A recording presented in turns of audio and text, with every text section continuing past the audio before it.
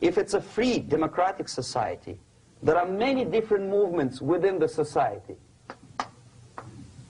There are obviously, in every society, there are people who are against this society. They may be simple criminals, ideologically in disagreement with the state policy, conscientious enemies, simply psychotic personalities who are against anything. Right? All these movements will be directed in one direction, right?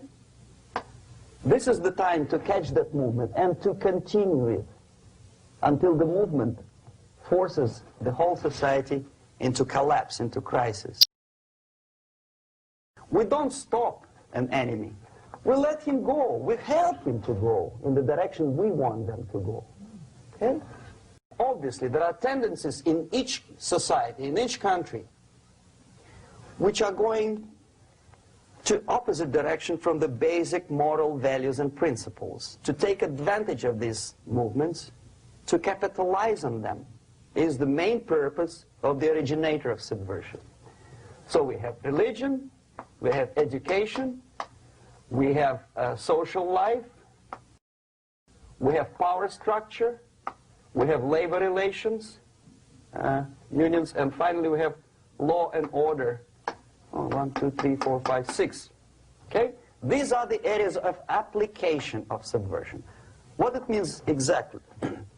In case of religion, destroy it, ridicule it, replace it with various sects, cults, which bring people's attention, faith, whether it is naive, primitive, doesn't really matter.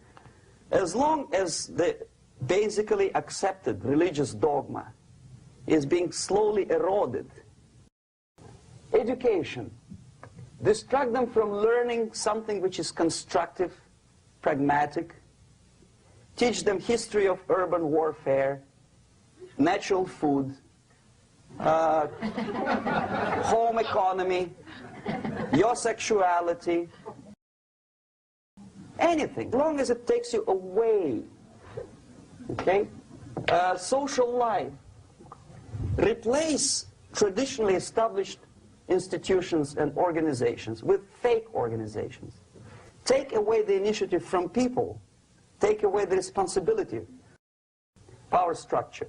Okay, the natural bodies of administration, which are traditionally either elected by people at large or appointed by elected leaders of society, are being actively substituted by artificial bodies. The bodies of people, groups of people, whom nobody elected. Never. As a matter of fact, most of the people don't like them at all, and yet they exist. Do not have neither qualification nor the will of people to keep them in power, and yet they do have power. Okay. Together with that, there is another process. Law enforcement, law and order organization and structure is being eroded. For the last 20, 25 years, if you see old movies and new movies, you can see that a policeman, an officer of the United States Army, looks dumb, angry, psychotic, paranoid. A criminal looks nice, and he's unproductive only because society oppresses him. A policeman is a pig, rude policeman. He abuses his power. No? A generalization like that. The hatred, the mistrust to the people who are supposed to protect you and enforce law and order. Moral relativity. Okay, labor relations. At this stage, within 15 to 20 years, we destroy the traditionally established links of bargaining between employer and employee.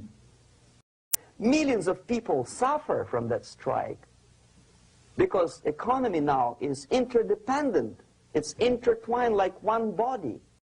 What is the motivation for strike? Improving of workers' condition? No, obviously it's not. Then what is it? Ideology. To prove to these capitalists.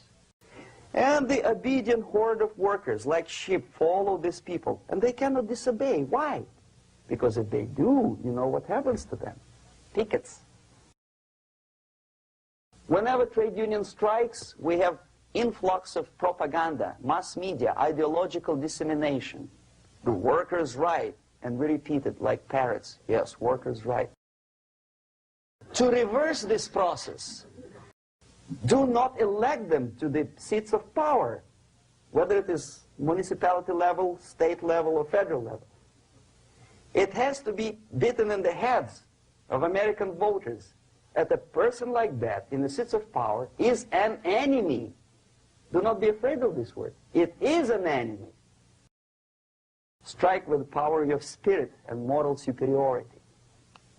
If you don't have that power, it's high time to develop it. And that's the only answer. That's it.